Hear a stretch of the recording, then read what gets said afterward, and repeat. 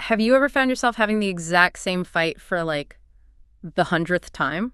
Oh, definitely. I mean, it's something practically everyone goes through. Right. Like, I want you, the listener, to just think about your own life for a second. Maybe it starts over a duty coffee mug left on the kitchen counter. Or, a text message that takes hours to get a reply to. Yes. Or even just a tiny, unexpected charge on a credit card statement.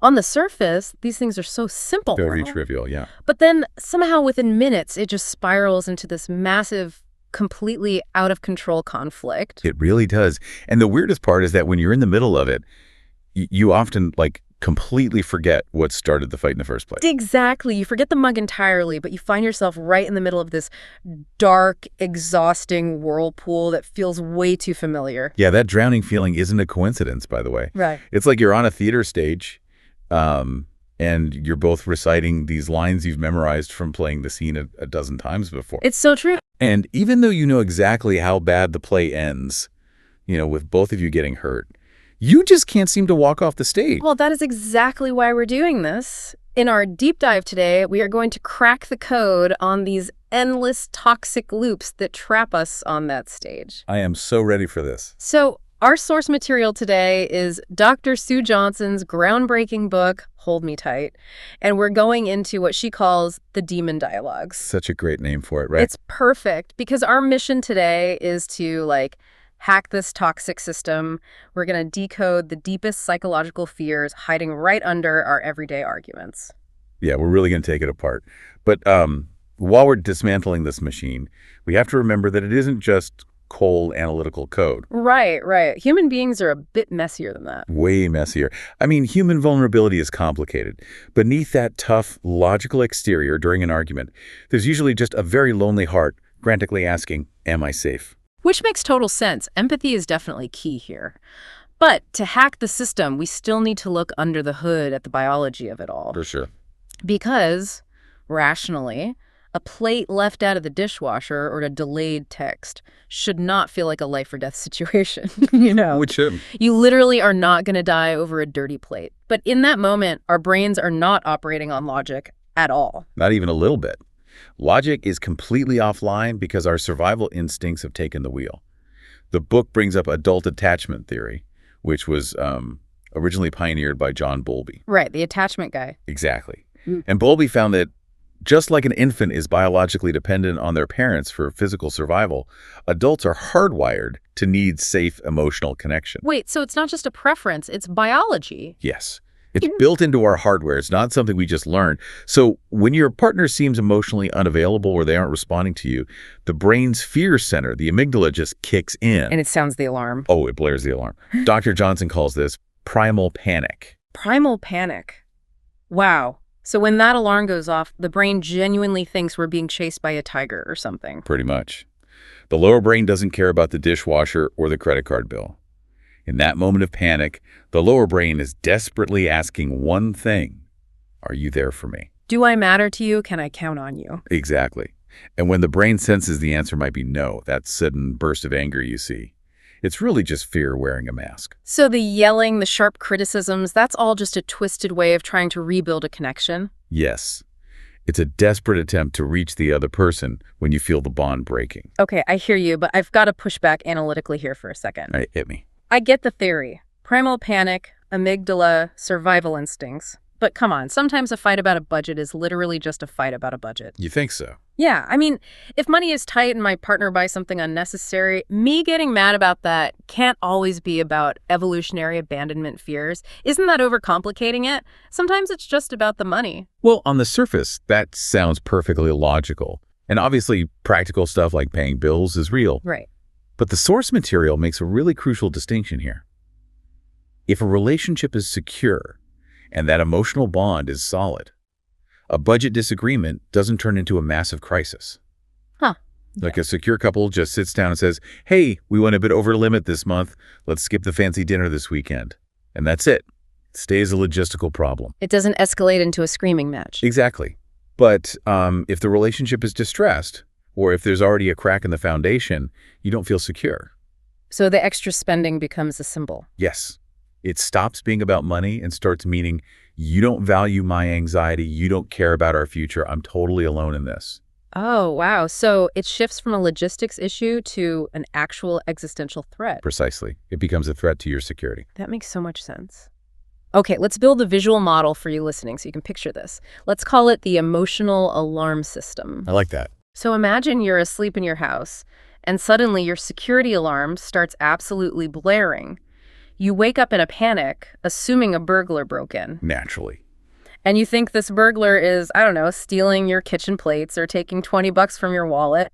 So you run to the kitchen and start violently fighting the plates. Which looks ridiculous from the outside. Totally, because the alarm isn't actually going off for a petty thief. The system is picking up a massive 8.0 earthquake. A structural collapse, yeah. Exactly. The foundational fear of abandonment. The ground is literally splitting open, but there you are, screaming at the dishes. That earthquake metaphor is spot on. When that primal panic hits, we feel like we're losing all control. Yeah. And human beings absolutely hate uncertainty. We really do. We need to fix it immediately. Right. So to cope with the terror and regain some control, we make a really desperate move, which pulls us right into the first trap Dr. Johnson identifies. The first of the demon dialogues. Yes. It's called Find the Bad Guy. Ah, find the bad guy. So the earthquake is happening, and our immediate response is to point a finger. Exactly. It's all about mutual blame, preemptive strikes, and reactive anger. The logic is, I'm in pain, I'm out of control, so this has to be somebody's fault, and it must be yours. And the tragedy is, this pushes couples right down what the book calls the content tube. Oh, the content tube is the worst. It's when you completely ignore the actual pain and just start endlessly arguing over ultra-specific, mundane details. Like, you said exactly this word at 3:06 p.m. on Tuesday. No, I didn't. You gave me that look last month at your mother's house. Exactly. You both turn into prosecutors building a case just to prove the other person is the villain. And you know what the real tragedy is? What? The real enemy is the negative pattern itself. Yeah. The demon dialogue. Yeah. But the partners look at each other and think, you are the enemy. It's pure self-protection, but nobody wins. Nobody. Both people lose. They both end up feeling totally defeated and alone. When you describe it like that, I just picture two people trapped inside a burning room. The smoke is everywhere. They're about to suffocate. And they need to get out. Right. The only logical move is to hold hands and find the exit. But instead, they just sit down right in the middle of the flames and argue over who dropped the match. Wow. Yeah, that's exactly what it is. Which makes me wonder, if it's so destructive, and we are generally smart people, why on earth do we keep playing Find the Bad Guy? Why not just run for the door? Because running for the door requires you to be incredibly vulnerable. Really? How so? Well, saying, I'm scared, I need you, in the middle of a fire means dropping your armor entirely. It's terrifying. It feels safer to just be angry. But the anger doesn't last forever, does it? No, it takes way too much energy to constantly blame and fight. Eventually, the fire burns out. But unfortunately, the system doesn't reset. It just transitions into something much more insidious. The second demon dialogue. The protest polka. Also known in psychology as the demand-withdraw cycle. This is probably the most common and trapping dance out there. An endless loop of misery. How does this one work? So one partner protests the emotional distance, they feel the gap, and they react by demanding, criticizing, and actively pushing for a response. They're trying to force the connection. Exactly. But the other partner hears all that criticism, and their brain translates it as, I'm failing, I'm totally inadequate, I can't do anything right. Oh, so their alarm is going off too. Yes. And to protect themselves from feeling like a failure, they withdraw. They stonewall. They just shut down emotionally. Which creates an infinite loop. Exactly. Because the more the first person pushes for a reaction, the more the second person numbs out and retreats. I feel like a lot of listeners are nodding along right now. Let's make this super concrete. Let's use an everyday texting example. Great idea. Okay, so partner A feels ignored and sends a long, angry, demanding text message. The classic paragraph text. Right. And partner B is at work, maybe already stressed, reads the text, and just feels completely overwhelmed. Not another fight. Exactly. So partner B thinks, I don't have the energy for this. I'm just not going to reply right now to keep the peace. We'll talk later. Which, in B's mind, is a highly logical peacekeeping strategy. Let the situation cool down. Right, but for partner A, who is staring at the screen, it's a totally different story. Oh, absolutely. Partner A sees those blue read receipts, and then seconds pass. Minutes pass. And that silence. Yeah. It feels like a deadly threat to partner A. It feels like total abandonment. So the primal panic spikes again. And partner A escalates. They send a second text, a third text, way more aggressive this time. Partner B's silence, which was meant to protect the peace, just acts like gasoline on partner A's fire. It's literally a dance. One person takes an aggressive step forward into the other person's space. And the other person steps backward to avoid getting crushed. Right. Step, step, step across the floor. But, I have to play devil's advocate here. Go for it. If I'm partner A and I'm desperately texting my partner and they're just leaving me on read, from a logical standpoint, that withdrawn partner looks unbelievably cold and uncaring. I know it looks that way.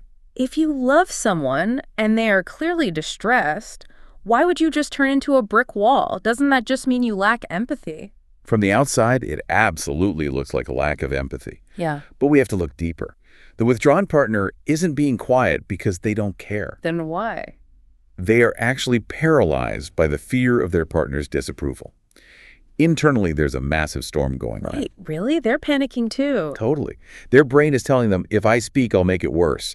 If I reply, she'll just get angrier. The safest thing to do is nothing. Wow. So we have to reframe this. Both people in the protest polka are terrified. They are just expressing that terror in completely opposite ways. That is fascinating. The silence isn't a weapon, it's a shield. But to the demanding partner, it feels like a weapon. So what happens if this polka goes on for, years? Does the system eventually just collapse under the strain? It does. If the bond is never repaired, the demanding partner eventually just gives up. They get too exhausted to keep pursuing. And that triggers the third, and most dangerous, demon dialogue. Freeze and flee. Yes. Both partners sit out the dance. The fighting stops completely. So it's just so quiet. It's a deadly silence. If you look at them, they might be perfectly polite. Could you pass the salt? Sure, here you go. But there is zero emotional connection. They've basically become roommates. Exactly. It's a silence born of complete hopelessness. And what's really happening is that this silence is masking their raw spots. Raw spots. Okay, let's unpack that. The book describes these as hypersensitivities formed from past traumas, right? Yes. Everyone has them. They usually fall into two categories. Deprivation, which is feeling emotionally starved, and desertion, which is the deep fear of being abandoned. So they are like deep psychological wounds. Right. And when these raw spots get touched, the pain is so immense that people build massive walls around themselves. That freeze and flee politeness is just a giant wall. I see. I'm picturing it like a hidden physical bruise on your body that no one else can see. Oh, that's a good way to put it. Like imagine a friend walks up to you, pats you on the shoulder to say good job, but they accidentally hit that exact invisible bruise. You probably scream. Right. You scream in agony, maybe you even shove them away, and your friend is standing there completely shocked. They have no idea why a simple pat on the back caused you to lose your mind. Because they couldn't see the raw spot? Exactly. But here's my question. If hitting that bruise hurts that much, isn't it actually safer to just stay frozen? Why not just stay behind the massive walls where no one can touch you? Well, it might feel safer in the short term, but surviving isn't the same as living. Right. When you build a wall that thick, you don't just block out the pain. You block out joy, connection, love.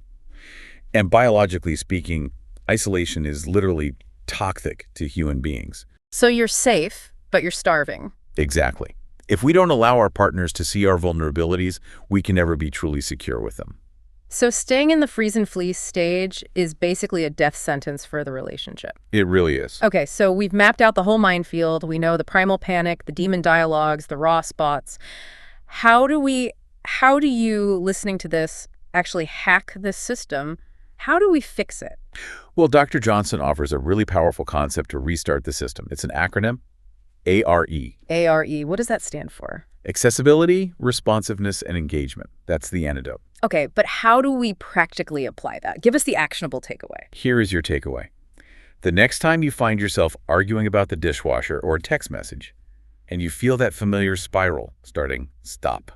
Just stop entirely. Yes, zoom out like you're watching yourselves on a movie screen, and literally name the dance. Wait, name it out loud. Out loud. Say to your partner, hey, we are caught in the protest polka right now. I'm pushing you right now because I'm terrified of losing our connection, not because I actually care about the plates. You make the pattern the enemy, not the partner. Exactly. Suddenly, it's the two of you teaming up against the demon dialogue. I love that. But I have to ask, how on earth do you do that when your amygdala is firing on all cylinders? Oh, it's really hard. Because if my brain thinks I'm dying, I'm not going to calmly say, "Darling, I believe we're in the protest polka." I'm just going to yell. That is such a fair point. And the truth is, you can't do it while the alarm is blaring. You actually have to regulate your nervous system first. So physically pause. Yes.